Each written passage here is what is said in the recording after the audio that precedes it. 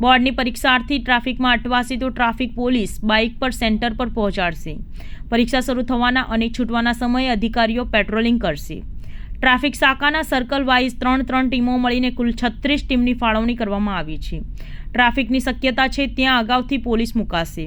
જો કોઈ વિદ્યાર્થી ટ્રાફિકમાં ફસાશે તો બાઇક પેટ્રોલિંગ દ્વારા સેન્ટર સુધી પહોંચાડવામાં આવશે. ટ્રાફિક એસીપીએ કહ્યું કે મેટ્રોના કામકાજને લઈને બોર્ડના વિદ્યાર્થીઓને ટ્રાફિકનો સામનો ન કરવો પડે તે માટે ટ્રાફિકની વ્યવસ્થા સ્મૂથ રહે તેવી વ્યવસ્થા કરાઈ છે. સ્પેશિયલ ફોર્સ ટ્રાફિક માટે મૂકવામાં આવી છે. 12 પીઆઈ, 41 પીએસઆઈ, એએસઆઈ અને 36 ટીમ બાઇક પર પેટ્રોલિંગ કરશે. હેલ્પલાઇનમાં વિદ્યાર્થીઓને ફોન કરી શકશે. ટ્રાફિક સહિતની સમસ્યામાં ઉપયોગી થશે. વિદ્યાર્થીને તાત્કાલિક પરીક્ષા કેન્દ્ર પર પહોંચાડવાની વ્યવસ્થા કરવામાં આવશે.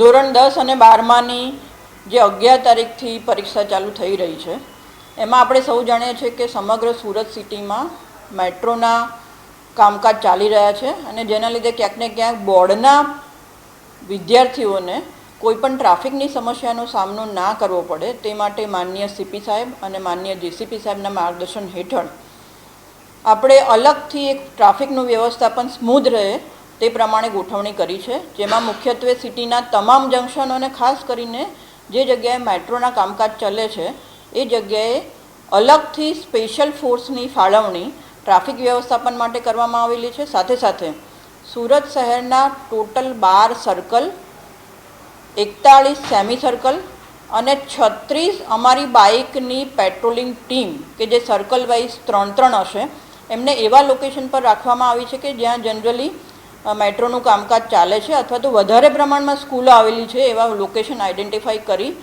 આ જે બાઇક પેટ્રોલિંગની ટીમ રાખવામાં આવેલી છે તેમને અમારો ટ્રાફિક હેલ્પલાઇન નંબરનો જે સંપર્ક નંબર છે એના ઉપર કોઈપણ વિદ્યાર્થી ટ્રાફિકમાં ફસાઈ જાય અથવા તો એમને સેન્ટર સુધી પહોંચવા માટેની કોઈ મદદની જરૂરિયાત હોય તો અમારી ટીમોને ટ્રાફિક હેલ્પલાઇન મારફતે તાત્કાલિક અધિકારીઓને અને ટીમોને જાણ કરવામાં આવશે વિદ્યાર્થીના નંબર સાથે અને જેવો મેસેજ મળશે એટલે તુરંત જ અમારી જે બાઇક પેટ્રોલિંગની ટીમ છે એ પહોંચી કોઈપણ વિદ્યાર્થીને સુરત શહેરના કોઈપણ સેન્ટર સુધી પહોંચવામાં સમય મર્યાદામાં મદદ કરશે કે જેના લીધે વિદ્યાર્થીઓની કારકિર્દીનું અત્યંત મહત્ત્વનું જે વર્ષ છે એમાં એમને કોન્ફિડન્સ સાથે સેન્ટર સુધી પહોંચી અને એમની કારકિર્દી એમની ઈચ્છિત ક્ષેત્રમાં બનાવે એવી શુભેચ્છાની સાથે સાથે સુરત શહેર ટ્રાફિક પોલીસ દ્વારા આ કામગીરી 11 તારીખથી ચાલુ કરવામાં આવશે.